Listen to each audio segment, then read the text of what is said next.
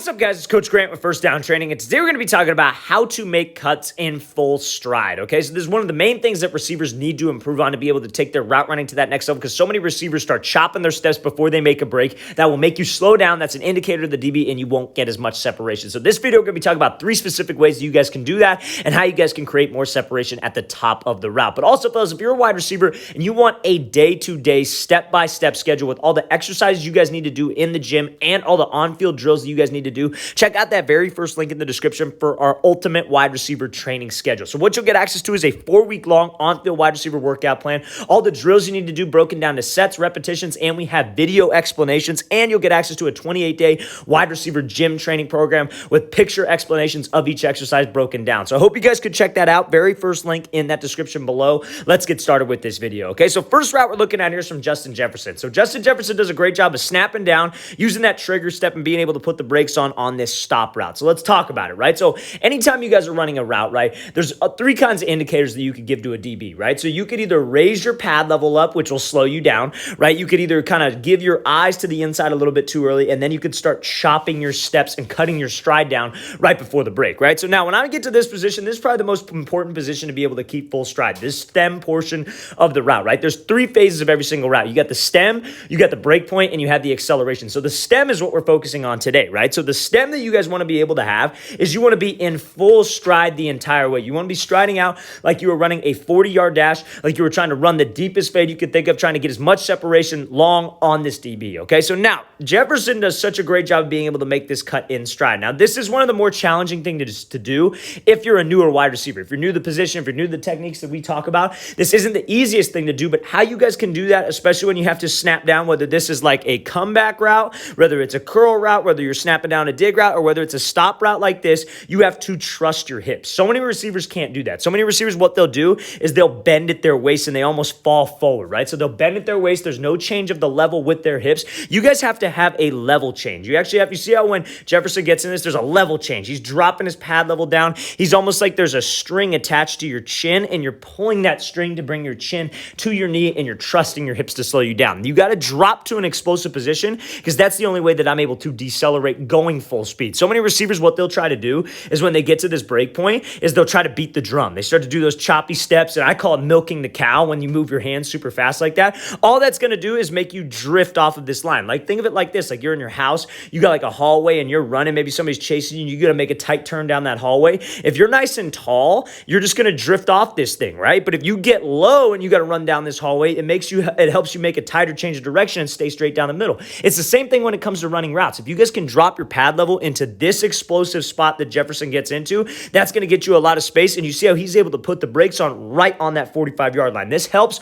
when you have like a sticks play where you got to just get to the first down. You want to stop this thing right on a dime, catch this ball, and almost fall down. And then obviously he works this throw-by technique, which gets him a lot of space, but the main thing that sets up the throw-by technique is the stride, getting this DB to commit his hips fully to the vertical fade, and then being able to drop on a dime. Let's watch the thing again, full speed one more time. It's a great job by Jefferson, getting this DB to commit to the fade by his stride, and then being able to break in full stride. So the first way that you guys can break in full stride is by being violent with those hips and bringing that chin to your knee, okay? So now, second thing we're going to be talking about is Davante Adams. He's going to be running this like out and up concept, but we're mainly going to be focusing on the out portion of this, and it's all about foot strike. So to be able to break in full stride, you guys have to be able to have correct foot strike, and that stride, or that cut, I should say, does not reach outside of your frame. It is underneath your frame, okay? So let's watch it full speed. So he decides to burst up here, makes his break to the out, and you see how he's able to stay committed to this out portion of this thing the entire time, and obviously making a great catch downfield. It's just what he does. But we're talking about this very first break, right? So you see how he's in stride. That stride does not change, fellas. I cannot stress that enough, that so many receivers will start shortening up their stride. They prepare for a break. They start looking down because they're worried about yardage. One of the ways you guys can train this is when you guys are training like on a field, like it's great to work this on a turf field because you kind of know where you're at. But like, let's say you're working a 10-yard out. Try to make a break off of like your third inside step rather than, okay, I'm going to go run up to 10 yards, shorten my stride, and then make a break. No, maybe I go off my third inside step, pop it off. So when I get into a game, I'm not necessarily looking down the whole time. I can play fast because the goal is to be able to play fast and to be able to change direction efficiently. That's the name of the game as a wide receiver, to be able to create separation, right? So you see when Adams makes this cut, it's not like he's reaching out for the depth. So many receivers will reach out for a depth while they're in full stride because they feel like they have to get somewhere. I'd rather have you be maybe like a half a step short of the depth than reach to get to the depth, and then your pad level leans back, then you're leaning back, and you're slow out of the break. So Adams makes this cut underneath his frame. That's a balanced position right there. That's a position where he can create some explosion and be able to drive out. So now on a speed cut like this, being able to cut in stride, so many receivers will make the mistake of cutting on their toe or cutting on their heel. You see where Adams strikes the ground? It's like that arch of his foot, the balls of his feet, and then he pushes off the inside arch. Strike the ground on the arch, push off the inside arch to be able to get some explosion and get some burst to that 90-degree portion of this route. But when he strikes, it's not heel, because when you guys hit heel first, you could hurt yourself, you could blow something out, and that will make you pop straight up, because when your heel hits the ground, your energy automatically goes this way. And then when you're on your toes, you're going to be falling forward because you have so much speed into the break. So to be able to cut efficiently while you're running full stride, you have to strike the ground on that arch. You got to be able to stay in stride. Bam. That's an efficient cut. That's how you change direction efficiently. And you see how he's able to just open up his hips and get out of this break. That's ultimately the goal. Being able to be in full stride, pop this thing off, and get out efficiently with the least amount of time spent at the top. The stride, being in stride is so important because that sells vertical. Having that efficient cut under your frame on that arch is what creates energy, but also allows you to decelerate and get that acceleration out of the break to widen the distance from the DB, or to get him to commit to the first portion of a double move like so. Okay, so let's watch the thing again full speed. That's a great example there from Adams.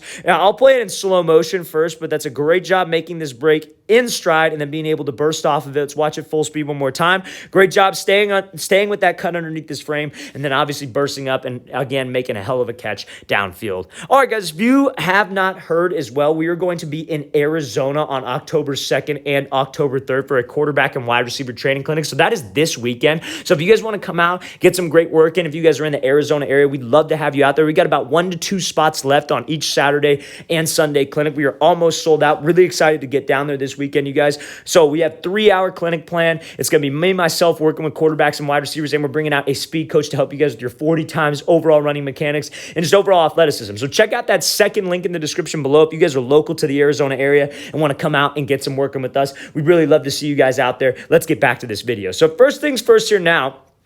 With this rocker step, this is what we're going to be focusing on third. We're going to be focusing on a rocker step cut and being able to make it in stride. Main thing we're going to be talking about is just how sudden you want to be with your feet, because you being sudden and really focusing on popping those cuts off will allow you to change direction going full stride, right? So let's take a look at this route here. So when he works this 1-2 to get that DB2 jump to the outside, it's super important that, again, we're striking the ground correctly, but also that weight's on the inside arch of my foot, right? When I'm pushing from side to side. So a rocker step is where you're making 2 cuts at the top of the route, okay? So like if I'm running a post route, I'm cutting to the inside, then back to the outside, then I'm gone. It's like a way of selling corner or selling an out route without having to take 3 steps to it like your traditional corner post, right? So that's what we're trying to mainly sell. Now, your upper half is what's going to get you separation, but to be able to cut in stride, obviously it has a lot to do with those feet. So you see when he makes this rocker step here, when he breaks off of this foot, it's sudden. It's underneath this frame, right? It's a sudden cut. He's popping that thing into the ground, because when you guys are sudden with your feet, that can create energy, but also it allows you to decelerate, but also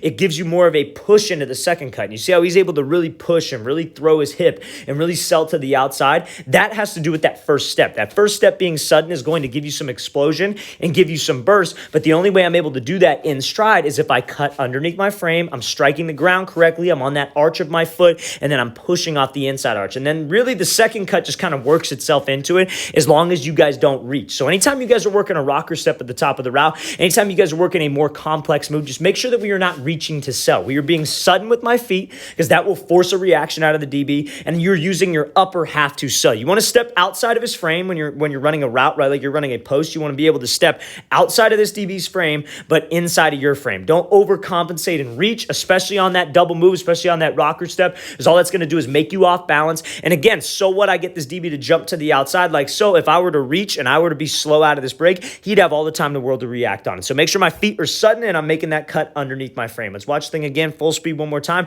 Great job hitting him with that rocker step, then obviously using that energy he created to accelerate out.